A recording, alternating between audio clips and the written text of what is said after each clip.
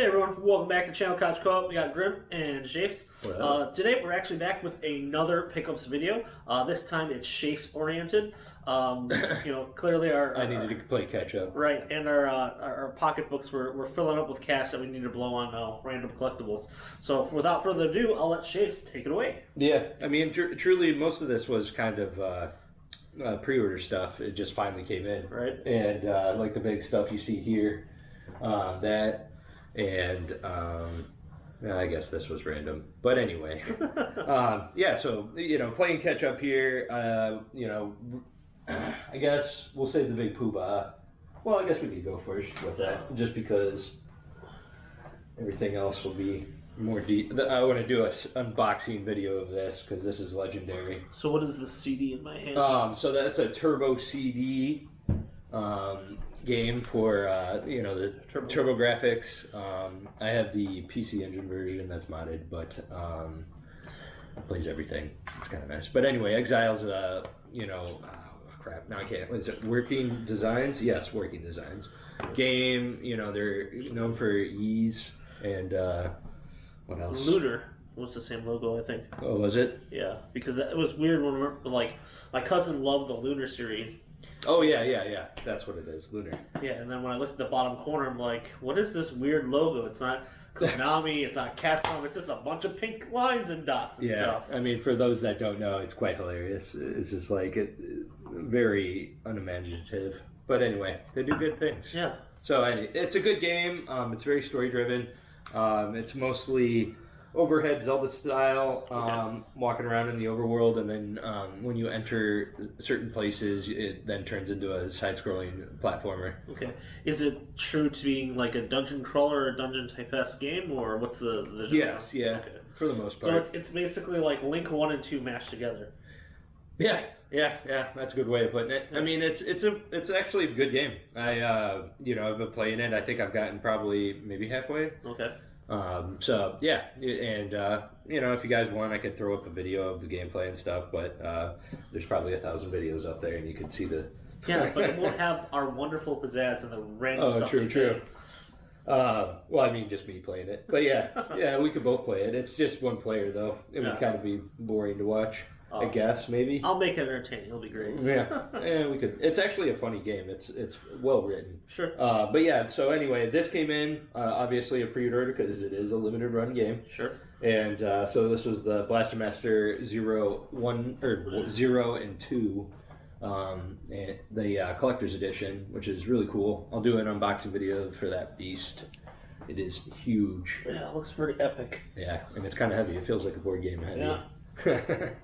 Anyway, it's made by Sunsoft. Yeah, the first game was great. I mean, I can't wait to play. I was actually wanting to play that this week because I wanted to play 2, and so anyway, because the first game was so good, sure. And I heard the second one was better. I heard slightly better. And anyway, so Mondo, big fan, obviously. This is also Mondo right here. This is the Mondoid tall, which I like because how you guys, I have always said, if you watch our previous streams, I really love the 8-bit NES game just because I played it a lot as a kid. Just fascinated me because I couldn't watch it. Right. So this is a tiki glass, and it's actually right there. I took his head off.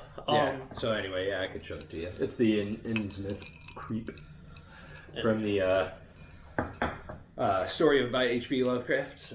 So if you haven't noticed, Shafe loves drinking out of his tiki glasses. Yeah. He has a multitude, and this is a little up close of the Jason figure. Yeah. Apparently his head comes off, as I found out. Yeah, you could swap them. Oh, so there's multiple heads. The arm comes off too. Oh, really? Because it was, I guess, the way it was packaged. Anyway, they put it in a blister pack, which was cool. I kept it in it for a little while, and then I was like, I just kind of wanted it out. It was cool. Right. I was like, I'm not going to sell it. Anyway, and then I got Altered Beast. Nothing much to show there. Just cool. I love Altered Beast. It was probably the first side-scrolling beat 'em up I played. Yeah, okay. So anyway, so we went to recently a local place called State of Comics, right? Yeah. They had a special guest of Jason David Frank. Yes. Yes. The actor, I always mess up the name order of the last two. Right. So anyway. So the actor that portrayed the Green Ranger in the Saban Mighty Morphin Power Rangers. Yeah. And he was there actually signing autographs. We got a ticket and we were gonna wait, but it kind of got really long really quick. We had other things to take care of that day. Yeah. So basically, we had an opportunity, but we wanted to, but it is what it is.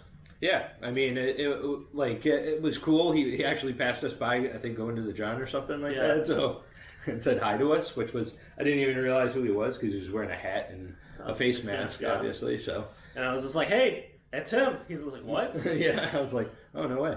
I just thought I was a dude that worked there because obviously, everyone had like a mask and all that stuff on. Yeah, well, that and like obviously an employee that's will be walking by says hello if they're good at their job. Sure. And they all were there. They were actually really good. So anyway, back to this. So they had a special release of Power Rangers, a variant of 55. Oh, this one. And there's a certificate of authenticity on the back. Yeah, so number 30. I asked the dude for a load number, and he found one for me. So I was like, 30 solid. Same Comics exclusive, looks like. And then they had a. So we bought last Ronin. They had the third printing of number 1 there. We were dying. Oh, that was the third? I thought it was the second. Yeah, I know. Oh, so anyway, I guess I should probably put that. It's pretty cool looking. I mean, but yeah. Anyway, so this is issue number 2's variant as well. But yeah. So you've both read at least book 1, and it's a pretty fantastic series as of right now. I've gotten to a point where I've gotten so obsessed with it that I may or may not have just purchased the graded first print of Ronin number 1. Oh, yeah. I mean, yeah. You got it, right? Yeah, I purchased it, right? So. All right, good. So yeah, we'll be seeing that one. I want to buy one too because it's so good. We started reading. I guess I'll start it right here. All right. So Grimm read the first one finally. I've read both issues. Extremely good story in my opinion. Very dark, obviously. It's quite fascinating. But it's good. It takes place in far distant future. So in the timeline of I don't even know. I mean, perhaps the current timeline. It could be the current comic book trajectory, or it could be an alternate universe. Yeah, I don't know. Either way, it doesn't matter. Well, does it really truly matter? Nah. I mean, it's just a good story. For sure. So anyway, yeah. I guess that's really... Oh, yeah, and then these things that have been sitting in the front. So this will be what will be sitting in the background in our videos from now on. Right. I'm just always, as a kid, wanted one of these things. And like a Venom, especially. And this one's the Legends edition, yeah. Yeah, and so this is the Carnage box. The Venom one's pretty sweet. It's just big. There's nothing else in it. But I brought this just because the heads were in it. Yeah, the spare heads, yeah. Yeah, so this is what it actually comes with on.